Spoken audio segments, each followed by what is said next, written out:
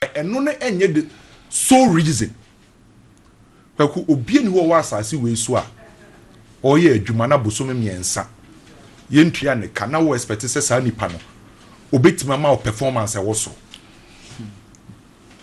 House of Folk supporters o mo hwe me o mutie me obi aye adwuma sa wo ye House of Folk supporter na wo ye adwuma na bosome miensa yentua wo ka ukọ adwuma ma Kwaku ebeside mpokwa na wadwuma ye find the aye adwuma menka say no ntina players didn't mean bobo by Kwaku part of the reason ena ye dabe ena nye 8 that's right sabusum we esa be ka ho a 4 months ni yentua players ka so how do you expect players to say omo kobobo a ombenya adwumfan etimi de esi akan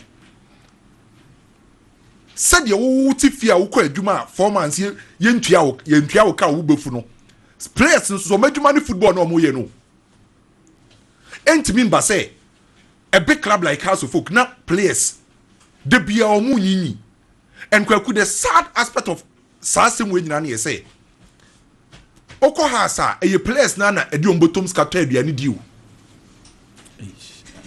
tim ne mo aduane e players na nkasa na edi ombotom ska edi to aduane di enti ska no be to aduane edi no 3 months yentua ne nka de bia je so ofrefie entu je sa player no okobo match a obenya adwumfan de abobo ana psychologically enye okay because football there were a lot of aspects e to de bia play bi o ho ana team bi o ho ana modern e form because physically omunisro enti physical aspect no mo ye down maybe it's a tactically aspect no omo ye down and your mental aspect say player na ekobobo na oni adwumfan saa na e affect the performance e to de bi mpokura Kwaku ye dwuma bi a ye obi adwuma o ye bia u kwa adwuma na saa de ni mpokura no u free ba na nyoma nko ya e affect of course and the players no e 3 months busum we ba wie ya e 4 months unti omoka and we expect to say ball no betima ball at the highest level. And you see, sometimes we treat players as students. They are not students. Yeah.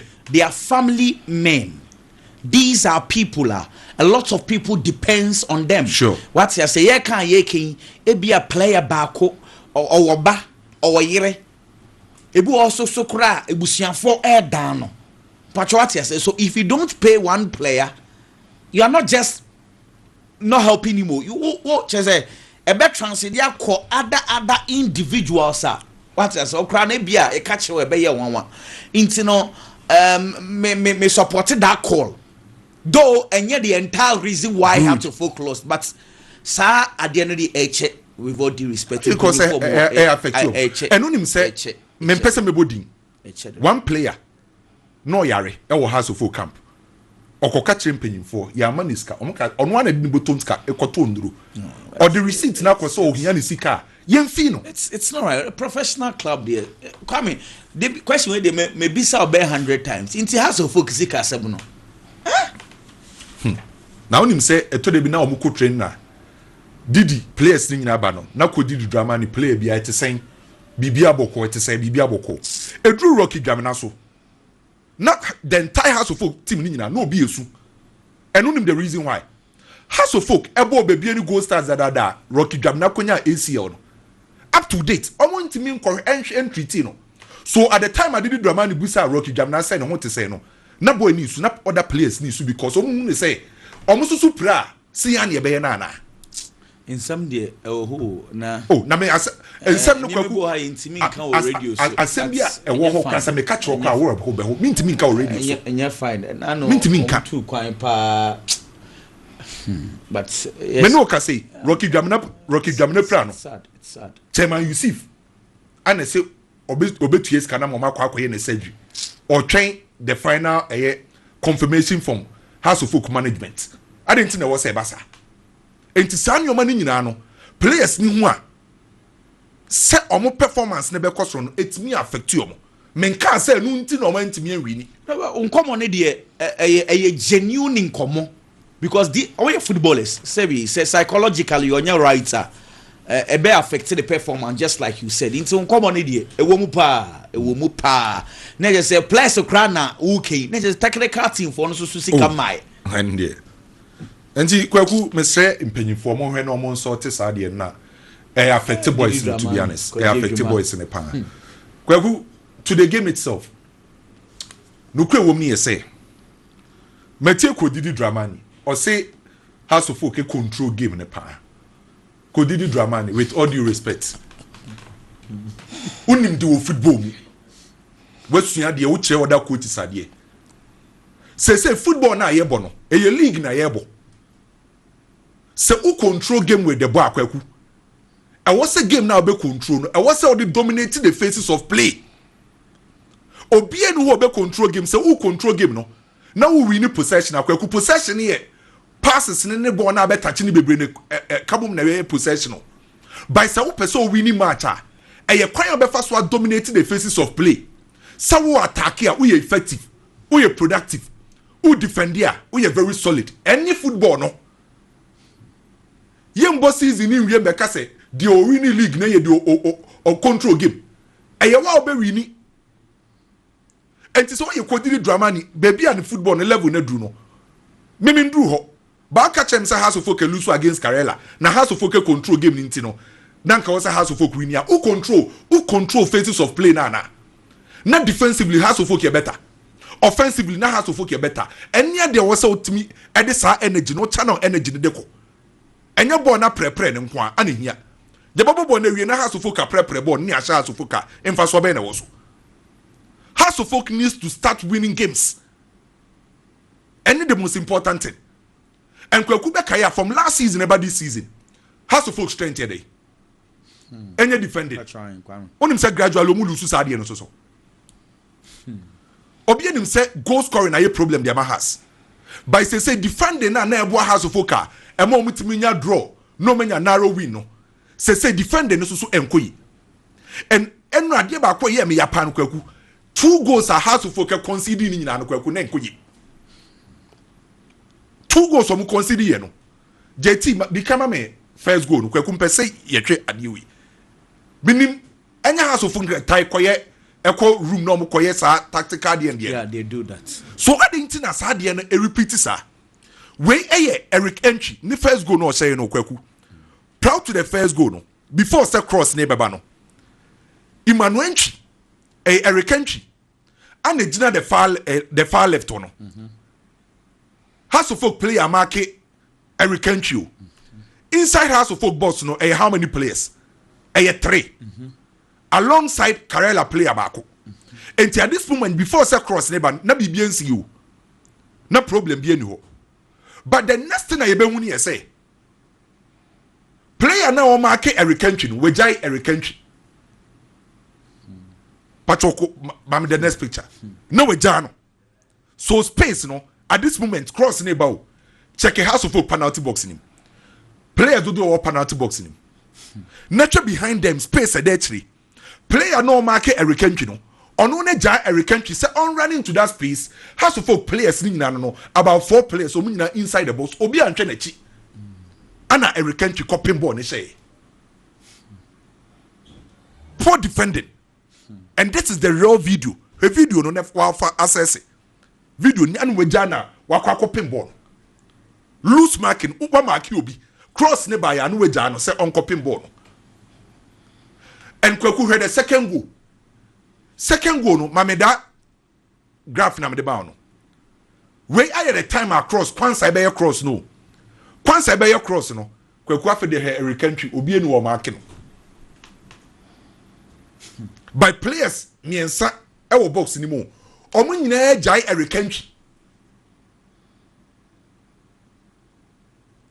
ana Solomon Agbesi susu pie no na ne anticipation ye wrong communication wrong and that mistake from Solomon Agbesi no e cost House of Folk but before say Solomon Agbesi ebe pie no we how ana House of Folk e defend and say who defend this ya wa wuntimi nhye go say who say concede ebe sida wa league and these are small details I was a Didi Dramani in the technical team no e sha say some be work towards it because o man yes ade na e be affect House of Folk big time and me no can say kwaku onim say House of Folk in the last 5 games a possible 15 points right Yeah. Oma pick 5. 10 points ya to akone. Oma to 10 points akone. The last 5 games are has of abono. The last 5 games, the only game away winning against Vision. So the last 15 points has a pick just 5 up to 10 egu. Awesome. This performance in fan league into also almost a sanioma. Sanioma and has to folk best struggle and they will struggle big time. Already out of the FA Cup. They say Everton a year on the Premier League. And also so it's the same Biggie.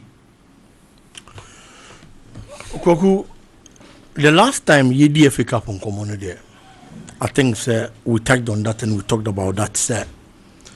At the pressure kesi pa and a baby coach Eii Didi Dramani, because if you are competing for 2 to win the FA Cup a much easier than winning the Ghana Premier League, because the FA Cup no or by I think the 6 or 7 matches you get to the final, you win the trophy. But for the league you play a lot of games, and to win that's a much more difficult than winning the FA Cup. And the FA Cup, there are certain teams that will be here with no disrespect to any team or more form. In think a honor money bonnet for change say oh for now your more league in no. But unfortunately, had to figure out of that. Now, only option be as all the what doing, what tension and will be a Ghana Premier League so. Baby a air you know. And Ghana Premier League, you know, if you know how it is being played, Kwaku, away matches are difficult for almost every team. Away games, you know, are difficult for almost every team. And nothing I share season national. Adia Bakwa no be able to have to focus about so said they are the best performing away team. If you have to focus home na ankuya, we are guaranteed to have to focus away dia. Ebi okofa 1 point to the aba. Ebi okofa 3 points to the aba. So it gives the supporters some sort of hope. Say, baby, I did in the house coach to be there. Then clearly, it means that the coach is building something. Yenya jibia omua near man bra. Obetimi attending the fortunes e wo fie na also ya chance yenya results. Etunya good results wa we now the fie de ne ka hope you are good to go. Na niema asasa de amount. But where that has been the strength of Hearts of Football Boko, no, they are losing that mojo. And no, and about a matter of concern. Kwame Adin Kaya the defensive performance of Hearts of Folk team. No. Hearts team for the past 3 seasons. Opa baby, yes, solid pie Hearts of Folk defense. Strikers said the almost check. It has been a long-standing problem. And it will be expected to Eii Didi Dramani bet me about solve it. Unfortunately, or by an own team solve it. But what problems no. Said ye do buy some brother solve no ultimate surveyor strengthen our home and sign and fan count. So won't me improve any more honum. Emma goes and shall Maya. Baby, I have to folk team no more danger no. Some what they need to see Lucy and say no. If you look at pictures now, ye didn't come up the Maya now. Clearly, had to folk defenders no. Poor marking, LT team down. That is number 1. But I dear Bakwa I had this season. Previous seasons they did have to focus in your pie. In the absence of Benjamin Asai, there was no other goalkeeper because in Kentiana Sharif Schwaibo. No Muntimi Yajumabian Van had to for Bobo Kono. It is Solomon Agbasi Bayano. Our Babada had to for goal post in the first game. I was Swadro against Swadro All Blacks. The performance he gave. Emma man for Shasia can say Bebre. Now her supporters need been posse. Yenny Benjamin Asai from free goal post in the fagbet in them. From there, matches Agbesia done in our chest, he's a top class goalkeeper. I am not saying say Agbesi in a top class derby, but yesterday he was one of the reasons they had to concede 2 goals. Defense is your mistake, no correct. But the ain't position bako. Name you to goalkeeper to defend the top striker ni obi an say. Ese so obi aya na dwuma. Said the be team ni betimi agina. So the fact that defenders na make mistake doesn't mean say the goalkeeper should also make mistakes. The second goal especially, the goalkeeper's timing was wrong. Time I would play if you go post anymore. If you're a goalkeeper, now per calculations, you know you won't get the ball. Kwaku, you don't move out of your line. Because second goal, no, I play on a share. Nanka goalkeeper need a goal post anymore. Clearly, you could have done something about it. But what's the pay out of online? Our creative space gets here. Edi have to go post mu because ball ni koko fema player dem mpa on tibi mfa ne nsan konko ka ball no te say nka goalkeeper wo dem. And a big goalkeeper, people expect a lot from you, especially when Benjamin Asare is not around. You don't make such mistakes. I would say it was a bad day in the office, but I quite unfortunate. Say we have mistakes now. 2 minutes losing 3 points now. At the end of the day, we team in Yashin fan for we more than losing. It's a Didi Dramani and making sure say the next game our baba be bono. Obetimi aba betene fi no aye niam ye. No the appeal results go. To also say yeah, supporters ni din o. Omo anye din so a mpanifo no be react.